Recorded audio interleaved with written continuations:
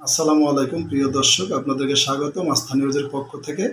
আপনারা জানেন, বাংলাদেশ জাতীয় চলচ্চিত্রের দুইবারের শিল্পী সমিতির সাবেক সফল সভাপতি এবং বাংলাদেশ জাতীয় চলচ্চিত্রের একমাত্র one and only superstar Shakib Khan. আমি আজকের আলোচনা করব শাকিব খানকে নিয়ে। যারা আমাকে দেখছেন, দয়া করে আমাকে কেউ ভুল বুঝবেন না। আমি প্রথমেই বলে নেই, শাকিব খানের একজন সাকিবিয়ান আমি, শাকিব খানের ভক্ত আমি।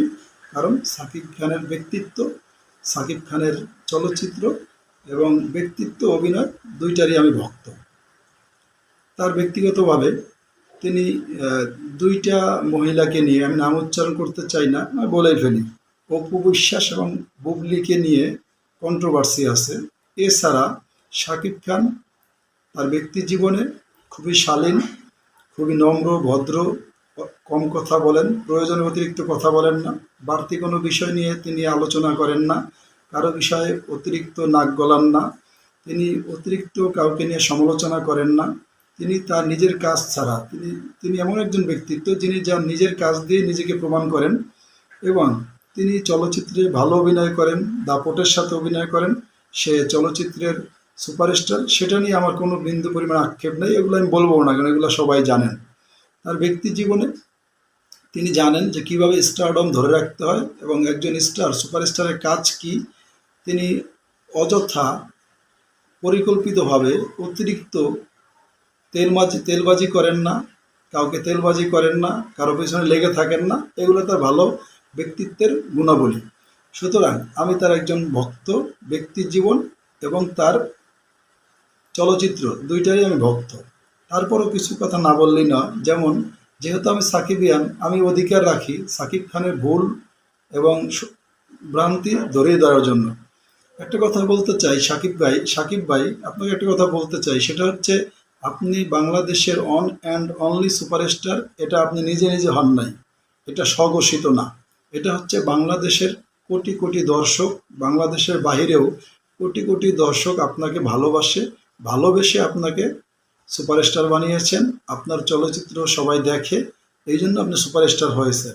তদ্রূপ জনগণের প্রতি, জনগণ বিশ্বাস করেন, আমরা জনগণ আপনার মতো আইকনদের থেকে জনগণের এবং দেশের দুঃসময়ে কিছু শোনার জন্য, কিছু সহযোগিতার জন্য, আমরা জানার জন্য উদগ্রীব হয়ে থাকি যে আপনি কি করলেন, আপনার অবস্থানটা কোথায়।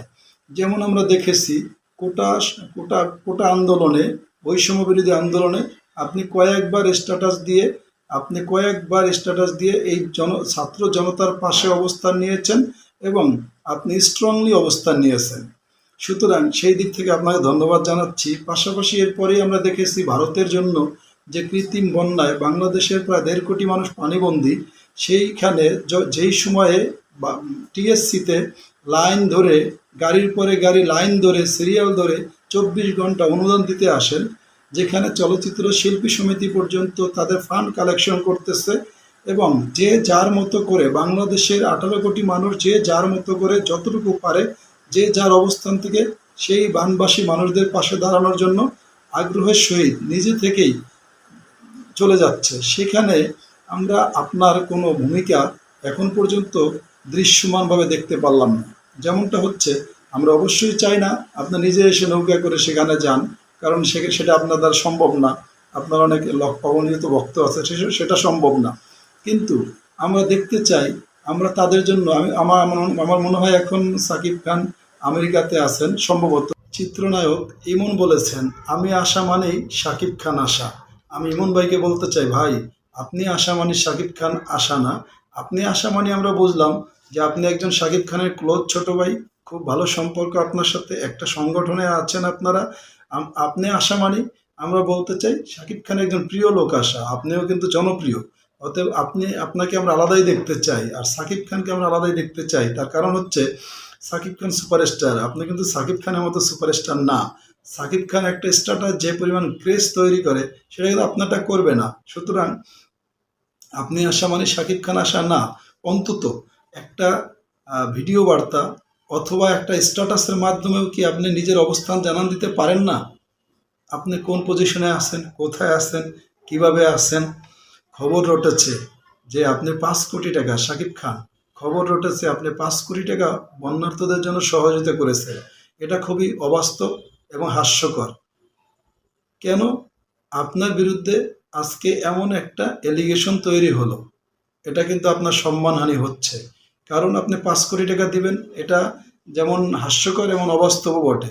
সুতরাং আপনার কাছ থেকে আমরা একটা ক্লিয়ারেন্স চাই। আপনার কাছ থেকে আমরা জানতে চাই আপনি আমাদের দেশের বন্যার্তদের জন্য, দেশের কষ্টের সময়, দুঃসময়ে আপনার অবস্থান কি? অতীতে আপনি তার প্রমাণ রেখেছেন। আমরা আশা করব এখনো আপনি আপনার অবস্থান জানান দিবেন এবং আপনার সমাজে এবং দেশের প্রতি যে দায়বদ্ধতা আছে সেটা আপনি জানান দিবেন। এখন একটা জিনিস চিন্তা করতে হবে, আপনি যে আজকে সুপারস্টার, মেগাস্টার হয়েছেন, এটা কিন্তু এই জনগণই আপনাকে বানাইছে। এই বাংলাদেশের এই মানুষগুলোই আপনাকে ভালোবেসে, আপনার ছবি দেখে এবং আপনাকে সুপারস্টার, মেগাস্টার উপাধি দিয়েছে, ভালোবাসার আসনে বসিয়েছে। আপনি মনে করেন যে এই জনগণের 4 আনা 50 পয়সা, 20 পয়সা, 10 পয়সা হলেও আপনার আছে। কারণ এরাও টিকিট কেটে, টাকা দিয়ে টিকিট কেটে, সিরিয়াল ধরে আপনার সিনেমা দেখে। সুতরাং এদের প্রতি আপনার দায়িত্ব আছে।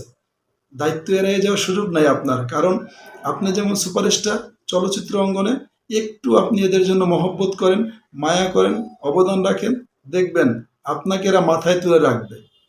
আপনি আরো বড় সুপারস্টার হয়ে যাবেন আপনার এই মানবিক দৃষ্টিভঙ্গির কারণে, মানবিক কার্যক্রমের কারণে। সুতরাং দেশ ও দেশের বিপদে আপনি এগিয়ে আসুন।